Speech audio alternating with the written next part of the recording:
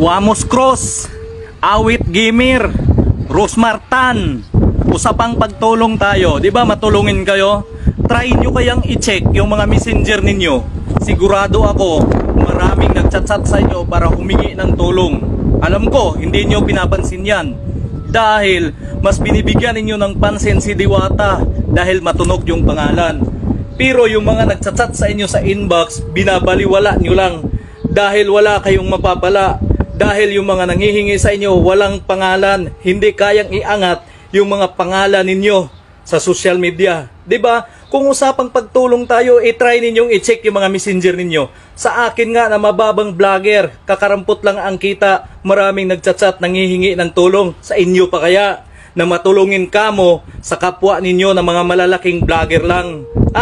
Mas nakakabilib Wamos, Awit, Rosmar at iba pang mga malalaking vlogger dyan na nagbibigay ng tulong kay Diwata, na kung totoosin hindi na kailangan pang alalayan si Diwata dahil milyonaryo na yan. Bakit sa kanya nyo ginugugo lahat ng tulong ninyo? Bakit hindi nyo try i-check yung mga messenger ninyo? Alam ko maraming nagchat-chat dyan sa inyo, humihingi ng tulong. Pero dahil yung mga nanghihingi ng tulong sa inyo walang pangalan, mababang tao lang, kaya dinididman nyo lang yung mga chat nila sa inyo na paghingi ng tulong. 'Di ba? Tama ako o tama ako? Wamos Cross, Awit Gamer, Rosmar Tan, at sa iba pang mga malalaking vlogger dyan na nagbibigay kay Diwata, na inaangat si Diwata.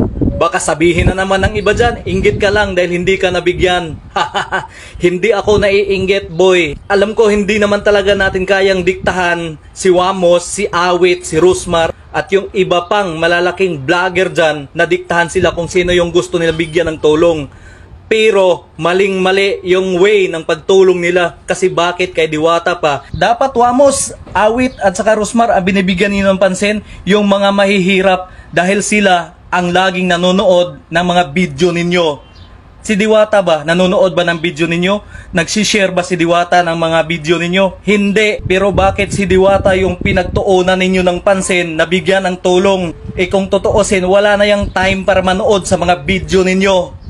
Doon kayo mamigay sa mga taong mahihirap o di kaya libutin ninyo yung mga lugar ninyo. Sigurado ako maraming mas mahirap dyan na mas nangangailangan ng tulong ninyo. Hindi si Diwata. Dahil si Diwata nakatayo na yan, tayong-tayo na yan, kumbaga sa building pa, matibay na yan. Bakit dyan kayo nagbibigay ng milyones? Alam ko napakarami ng kababayan ninyo na nangangailangan ng tulong ninyo. Ang daming nagchat-chat sa inyo sa messenger, pero alam ko dinididman nyo lang dahil wala silang pangalan. Tama ako or tama ako? Dahil ako nga na mababang vlogger lang, maraming nanghihingi ng tulong sa inyo pa kaya na kadalasang nakikita nila sa mga video ninyo na namimigay kayo ng pira. Pakidalaw yung mga messenger ninyo dahil sigurado ako maraming taong mahihirap ang mas nangangailangan ng tulong ninyo kumpara dyan sa Diwata na binubuhusan ninyo ng milyones.